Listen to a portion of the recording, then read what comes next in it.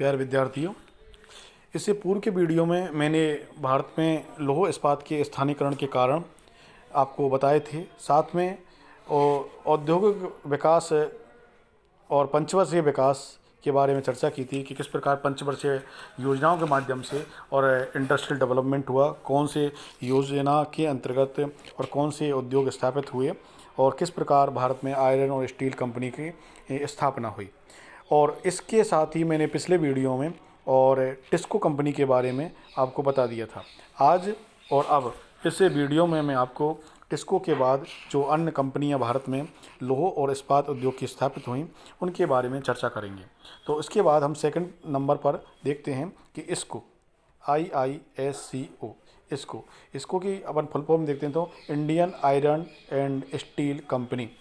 तो ये भारतीय और लौह इस्पात कंपनी नाम से एक स्थापित हुई और इसमें हम देखते हैं कि इसको का जो गठन है 1972 में और किया गया और इसके अंतर्गत जो कारखाने आते हैं उनमें कुल्टी और बर्नपुर और हीरापुर, ये 3 कारखाने आते हैं, कुल्टी, बर्नपुर और हीरापुर। ये सार्वजनिक कंपनी सेल द्वारा संचालित हैं। तीनों कारखाने जो हैं वो सेल के द्वारा संचालित हैं। सेल, इसकी चर्चा मैंने पिछले वीडियो में की थी। SAIL steel authority of India limited, इसकी फुल फॉर्म है। 1973 में भारत सरकार ने गठित की थी। इसके अंतर्गत सर्वप्रथम 1874 में और बर्नपुर संयंत्र की स्थापना हुई थी। ये बर्नपुर 1874 में। इसके साथ में ही और 1937 में ये तीनों कारखाने steel corporation of Bengal SCB तथा 1952 में इसको कंपनी, जिसका वास्तविक गठन 1972 में, अभी मैंने बताया था आपको, 1972 में किया गया था, से संचालित हो रहे हैं। इन वर्तमान में इसको से संचालित हो रहे हैं जो 1972 में ये और कार्य रूप में आए। अब हम देखते हैं कि तीनों इस्पात के जो संयंत्र हैं वो आसनसोल कोलकाता रेल मार्ग पर स्थित हैं, यानी कि ये पश्चिम बंगाल के एरिया में हैं। और यहाँ पर क्या क्या कारण हैं कि यहाँ लौह इस्पात उद्योग का विकास हुआ, तो उनमें देखेंगे हम कि देखिए आप इस वीडियो में कि आपको बर्नपुर तो इसमें दिख ही रहा है। बर्नपुर, ये आपके बर्नपुर में। अब यहाँ जो कोयला है वो रानीगंज और झरिया, देखो इसमें मैं बताऊँ आपको कि झरिया तो यहाँ पर है बोकारो के पास में और झारखंड में, और रानीगंज है यहाँ इधर की तरफ पश्चिम बंगाल में। तो झरिया और रानीगंज ये कोयला की बहुत बड़ी खानें हैं। झरिया और रानीगंज, इनके माध्यम से कोयला और इसको कंपनी को प्राप्त होता है। इसके अतिरिक्त जो लौह अयस्क है वो जो प्राप्त होता है वो झारखंड के सिंगभूमि जिले, यानी कि सिंगभूमि जिले, यहाँ पर सिंगभूमि जिले, जिसमें हमने देखा था कि टिस्को को भी यहीं से प्राप्त हो रहा था। इसके अतिरिक्त क्योंझर और मयूरभंज की कोला, क्योंझर की केंदुरझरगढ़ खान से और मयूरभंज की कोल्हान खान से प्राप्त होता है। कोल्हान खान से प्राप्त होता है। अब इसके बाद हम देखते हैं कि जो तीसरे नंबर पर हम देते हैं जो पानी है उसकी उपलब्धता कहाँ से होती है, तो बाराकर नदी, ये दामोदर नदी की सहायक नदी है और दामोदर नदी की सहायक नदी बाद में बहकर पश्चिम बंगाल में और ये हुगली नदी में मिल जाती है। तो यहाँ बाराकर नदी से और पेयजल की अथवा कहें कारखाने के लिए और जल की उपलब्धता होती है। साथ में चूना पत्थर और मैंगनीज जो है वो वीर मित्रपुर से आदि से यहाँ पास पे हैं, क्योंकि जो कच्चा माल सामान्यतः जमशेदपुर के लिए जिन जगहों से प्राप्त होता है उन्हीं जगहों से लगभग इसको कंपनी को और कच्चा माल प्राप्त होता है। हीरापुर में उत्पादित ढलवा लोहा कुल्टी संयंत्र में भेज दिया जाता है और जिससे इस्पात का निर्माण किया जाता है। इस प्रकार ये तीनों कारखाने आपस में एक दूसरे से जॉइंट हैं। बर्नपुर संयंत्र में कुल्टी से प्राप्त जो इस्पात से विभिन्न लौह वस्तुओं का निर्माण किया जाता है। यानी कि तीनों कारखानों में उत्पादन कार्य का विभाजन किया गया है। जैसे हमने पढ़ा था कि हीरापुर, इसके बाद पढ़ा था हमने कुल्टी, और इसके बाद पढ़ा था हमने बर्नपुर। ये 3 कारखाने और इसको कंपनी के दायरे में आ रहे हैं। तो हीरापुर में क्या है, ढलवा लोहा बनता है। ये बाद में कुल्टी को भेज दिया जाता है। यहाँ पर इस्पात निर्माण किया जाता है, और बर्नपुर में जा कर के और लौह वस्तुएं बना दी जाती हैं। इस प्रकार एक चेन से दूसरे चेन तक ये चलता रहता है। पहले काम यहाँ होगा, उसके बाद ये चेन बढ़ी, और उसके बाद यहाँ होगा, फिर इसके बाद ये काम आगे बढ़ता जाएगा, ये चेन। इस प्रकार एक दूसरे से चेन सिस्टम से बंधे हुए हैं। अब आगे बढ़ते हैं। Visvesvaraya iron and steel company, आप देखेंगे कि ये विश्वेश्वरैया ये कारखाना से जो कर्नाटक में और शिमोगा जिले के भद्रावती नामक स्थान पर है। भद्रावती नामक स्थान पर है, शिमोगा डिस्ट्रिक्ट में। और भद्रावती नामक स्थान पर है, और भद्रावती नदी के तट पर है। यानी भद्रावती स्थान का नाम भद्रावती नदी के कारण है, तो जैसे ही नाम से ही हमें पता है कि नदी है, तो जो पानी की आवश्यकता थी वो तो इस नदी से द्वारा पूर्ति हो ही जाती है। और 1923 में मैसूर के तत्कालीन शासन ने अमेरिका कंपनी के साथ सहायता से और ये काम करवाया था। और अब इसके बाद देखते हैं कि 1962 में इसे सरकार ने अपने स्वामित्व में ले लिया और सेल के अंतर्गत इसको डाल दिया। अब इसके जो नियंत्रण आदि का काम है वो सेल देखती है, steel authority of India limited. अब इसकी भौगोलिक दशाओं को देखते हैं कि आखिर इसको क्या उपलब्धता है, कौन से स्थानीयकरण के कारण हैं जिनसे ये विस्तार कर रहा है। तो भद्रावती नदी द्वारा जो निर्मित समतल घाटी है, और वो 13 किलोमीटर चौड़ाई का एक विस्तृत क्षेत्र है, ये समतल घाटी है, तो यहाँ ट्रांसपोर्टेशन की पर्याप्त सुविधा है। अब हम ये देखते हैं कि लौह अयस्क कहाँ से प्राप्त होता है, जो बहुत महत्वपूर्ण है। लौह अयस्क वो बाबा बूदन की पहाड़ियों से प्राप्त होता है, ये कर्नाटक में है, बाबा बूदन की पहाड़ियों से प्राप्त होता है। और बाबा बूदन की पहाड़ियों में एक खान है केमनगुंडी, बहुत महत्वपूर्ण खान है ये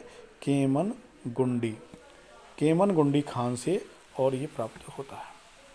कोक कोला की कमी के कारण और यहाँ लकड़ी का उपयोग किया जाता है, पास में बहुत सारे जंगल हैं, और उनसे लकड़ी काट करके कोयला की यानी कि एनर्जी की और आवश्यकता की पूर्ति की जाती है। साथ में ही सारावती नदी पर कर्नाटक में यहाँ पर और एक जलप्रपात है, महात्मा गांधी जल विद्युत परियोजना भी है, और उससे जोग जलप्रपात उससे वहाँ विद्युत बनती है, पन बिजली परियोजना है, वहाँ से और विद्युत की प्राप्ति होती है। इसके अतिरिक्त चूना पत्थर पास में ही भांडीगुड़ा की खानें चूना पत्थर की प्राप्ति के स्रोत हैं।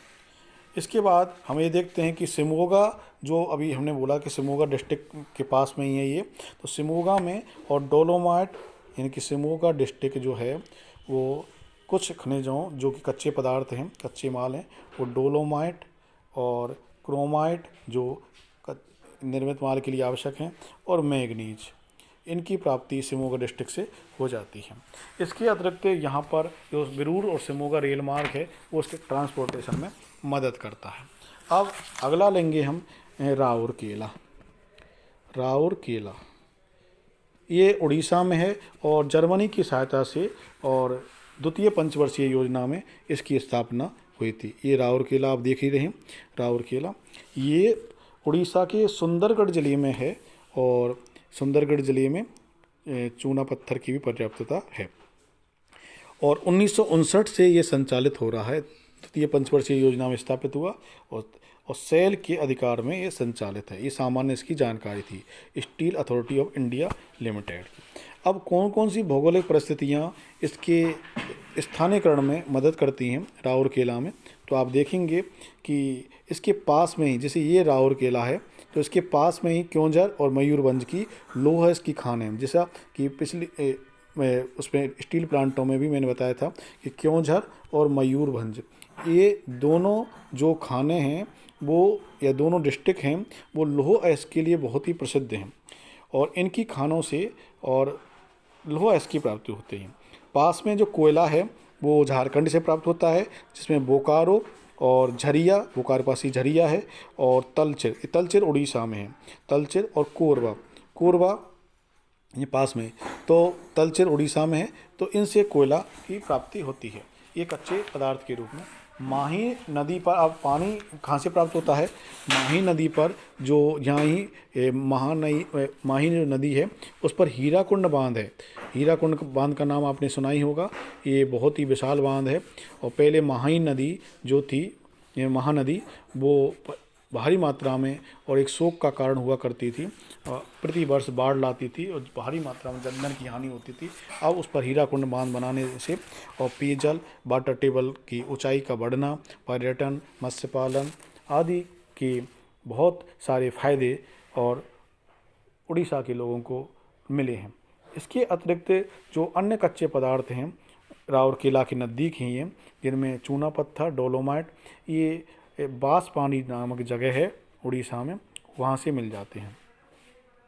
जो पानी है और अन्य, जैसे हमने हीराकुंड का नाम तो लिया ही, साथ में जो शंख और कोयल नदियाँ हैं, कुछ ये नदियाँ हैं छोटी, शंख और कोयल, ये शंख और कोयल नदी, इन नदियों से भी जल की प्राप्ति हो जाती है। पास में ही कोलकाता बंदरगाह से परिवहन की, विदेशी जो व्यापार है उसकी सुविधा मिलती है। ये राउरकेला स्टील प्लांट के लिए और कुछ आवश्यक सुविधा हैं।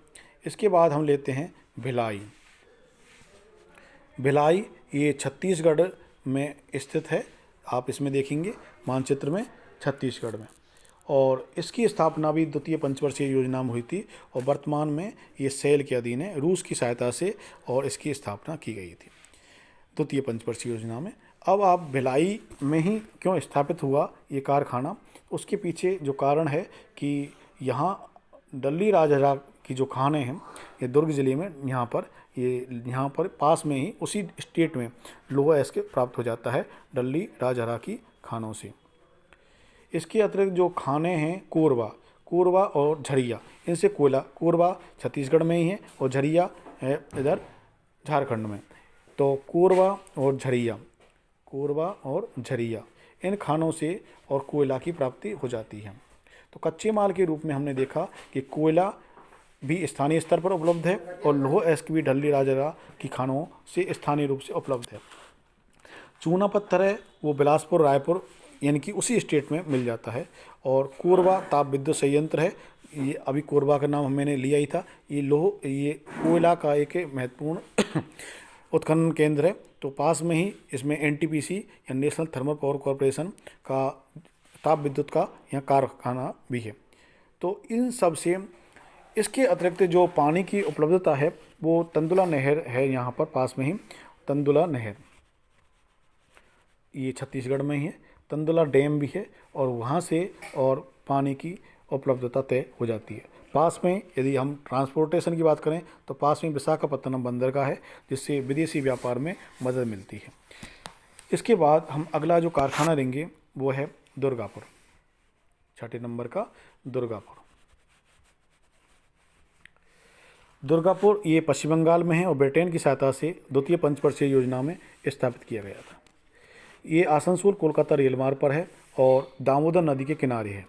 यहाँ दामोदर नदी ये छोटा नागपुर पठार यहाँ झारखंड से निकल करके और हुगली नदी में मिल जाती है। तो ये सेल के अधीन संचालित है, ये कारखाना भी सेल के अधीन। और इसके बाद हम देखेंगे 1962 में इसका प्रारंभ हो गया था। अब कौन कौन से कारण हैं जो दुर्गापुर को एक लौह इस्पात उद्योग के आकर्षण का केंद्र बनाए हुए हैं, उनमें आप देखेंगे। इस मानचित्र को मैं जूम करके बताता हूं कि आप देखें कि दुर्गापुर की लोकेशन क्या है। पश्चिम बंगाल में ये दुर्गापुर की लोकेशन मैं गोला में प्रदर्शित कर रहा हूं।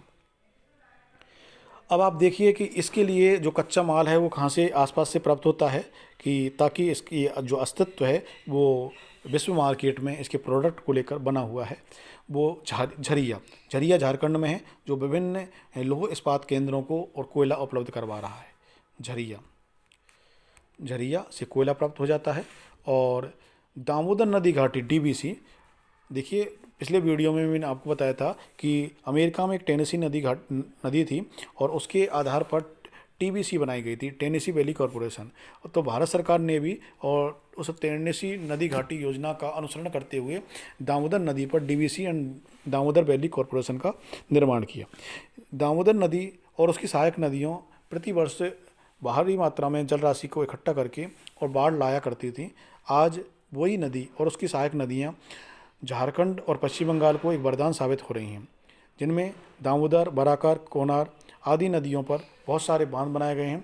उन बांधों से उस पानी को रोककर न केवल पेयजल, वाटर टेबल की ऊंचाई बढ़ना, पर्यटन, मनोरंजन, मत्स्य पालन आदि विभिन्न प्रकार के जो उद्देश्य हैं उनकी पूर्ति भारत सरकार और स्थानीय सरकारें कर रही हैं। तो अब हम देखते हैं कि दुर्गापुर में जो अन्य जो उपलब्धियां हैं उनमें उत्तम किस्म का जो लोहा है वो इसमें झारखंड के नुआ मंडी और गोवा से प्राप्त हो जाता है। झारखंड में जो लोहा एस्क है वो नुआ मंडी और गोवा इन दो जगहों से प्राप्त हो जाता है इस दुर्गापुर के लिए। साथ में जो चूना पत्थर और अन्य लोहा की मात्रा है वो उड़ीसा के सुंदरगढ़ और क्योंझर, यहाँ पर सुंदरगढ़ और क्योंझर है। कोलकाता बंदरगाह इसके लिए परिवहन की सुविधा प्रदान करता है। इस प्रकार दुर्गापुर का अपना एक महत्व है आयरन और स्टील प्लांट की स्थापना। इसके बाद हम देखते हैं बोकारो। बोकारो ये आप गोले में देख रहे हैं, ये झारखंड में है। बोकारो, बोकारो झारखंड में है, झारखंड में। तो ये 1964 में सोवियत रूस की सहायता से बनाया था। इसको हम पहले ही पढ़ चुके हैं कि तृतीय यह पंचवर्षीय योजना बना था। और इसके बाद हम देखते हैं कि इसकी जो ये भी सेल के अधीन है, सेल के अधीन है। और इसमें जो उत्पादन है वो 1972 से प्रारंभ हो गया था बोकारो संयंत्र में। तो बोकारो से ही उत्तम कोयला प्राप्त हो जाता है। यहाँ बोकारो झरिया के पास कोयला उपलब्ध है। बोकारो दामोदर नदियाँ, बोकारो नाम से एक नदी भी है, बोकारो दामोदर नदी डीवीसी है। तो डीवीसी से इसको जल की प्राप्ति हो जाती है, जल विद्युत की प्राप्ति हो जाती है। और क्योंझर जिले की किरबुर खान से लोहा, क्योंझर मयूरभंज ये राउरकेला के उत्तर में है और ये उड़ीसा में है। क्योंझर, क्योंझर की एक खान है किरीबिरू, बहुत ही महत्वपूर्ण खान है किरीबिरू। और ये मैं बताता हूँ आपको, किरी और बिरू, ये किरबुरू खान लोहा एस की खान है। और इससे Bokaro iron and steel plant को लोहा एस की पूर्ति हो जाती है। साथ में जो अन्य जो कच्चे माल हैं, चाहे वो मैंगनीज है, चूना पत्थर है, वो पलामू डिस्ट्रिक्ट के डाल्टनगंज से चूना पत्थर प्राप्त हो जाता है, पलामू झारखंड में है। और किरबिरू से मैंगनीज, तो किरबिरू ये उड़ीसा में है और क्योंझर डिस्ट्रिक्ट में है। तो किरबिरू उड़ीसा में है और उससे लोहयस्क और मैंगनीज दोनों प्राप्त हो जाते हैं। साथ में और यहाँ पर ब्रॉडगेज वाला रेल मार्ग और पारादीप और कोलकाता, हल्दिया ये बड़े बड़े बंदरगाह हैं जो उसको परिवहन की सुविधा उपलब्ध करवाते हैं। अब हम दक्षिण की तरफ चलते हैं, दक्षिण भारत में। और दक्षिण भारत में हम देखते हैं कि एक महत्वपूर्ण कारखाना है, वह है सेलम। सेलम ये तमिलनाडु में है। और इसमें हम देखेंगे कि कोयम्बटूर और चेन्नई जो रेल मार्ग है इसको परिवहन की सुविधा उपलब्ध करवा रहा है। यहाँ पर एक विशेषता है कि अब तक हम पढ़ रहे थे वो ज़्यादातर बिटुमिनस कोयला का इस्तेमाल करना पड़ रहे थे, लेकिन यहाँ पर सेलम के नज़दीकी और नेवेली क्षेत्र है, नेवेली। और नेवेली भारत में सर्वाधिक मात्रा में यहाँ लिग्नाइट कोयले के और जमाव हैं। तो लिग्नाइट कोयले का निक्षेपों से और यहाँ पर कोयले की प्राप्ति सेलम स्टील प्लांट को होती है। पास में ही कोयम्बटूर के पास में लोहयस के भी भंडार हैं, सेबराय की पहाड़ी आदि में, तो वहाँ से लोहयस की प्राप्ति हो जाती है। अब हम आगे विशाखापत्तनम देखते हैं। विशाखापत्तनम आंध्र प्रदेश में और एक बंदरगाह भी है, आप देखें गोले में मैंने बताया है। और यहाँ पर राष्ट्रीय इस्पात निगम के अधीन है ये, RINL, राष्ट्रीय इस्पात निगम लिमिटेड, इसको हिंदी में समझेंगे, राष्ट्रीय इस्पात निगम लिमिटेड। और ये एक तटीय बंदरगाह भी है और एक इस्पात केंद्र भी है। तो दोनों दृष्टि से हम देखें कि इस्पात केंद्र का बंदरगाह के रूप में होना, ये उसके तरक्की या आर्थिक विकास का एक बड़ा पैमाना भी हो सकता है। क्योंकि यदि दुनिया भर के देशों से अथवा विदेशी व्यापार हमें करना है तो हमें किसी दूसरे बंदरगाह की या दूसरे स्थान की आवश्यकता नहीं होगी, क्योंकि हमारे पास पहले से ही वो बंदरगाह मौजूद है। तो इसकी जो लोकेशन है वो बेहतरीन लोकेशन है कि तट पर स्थित जो बंदरगाह का काम भी करता है। आसपास में ही डोलोमाइट चूना पत्थर प्राप्त हो जाता है। इसके बाद हम विजयनगर देखते हैं, और विजयनगर कर्नाटक में दो आयरन स्टील प्लांट हैं, जिसका भद्रावती को मैंने पहले बता ही दिया आपको। अब हम दूसरा देखते हैं विजयनगर। विजयनगर उत्तर में है कर्नाटक के, और ये पूर्ण तरह से भारतीय तकनीक पर आधारित है और बेल्लारी जिले के होसपेट में निर्मित है। पहला भद्रावती हमने पढ़ा था शिवमोगा डिस्ट्रिक्ट में था, और ये जो हम विजयनगर पढ़ रहे हैं वो बेल्लारी जिले में है कर्नाटक में। यहाँ पर पर्याप्त मात्रा में होसपेट क्षेत्र में लौह अयस्क के भंडार विद्यमान हैं। तो यहाँ पर आप देखेंगे कि होसपेट क्षेत्र जो है, होसपेट में और लौह अयस्क के पर्याप्त भंडार हैं, लौह अयस्क के। इसके अतिरिक्त यहाँ पर नर्म इस्पात का निर्माण किया जाता है, और जिंदल विजयनगर स्टील लिमिटेड द्वारा इसका संचालन किया जाता है। जिंदल कंपनी है उसके द्वारा। इसकी उत्पादन क्षमता लगभग 16 लाख टन प्रति वर्ष है।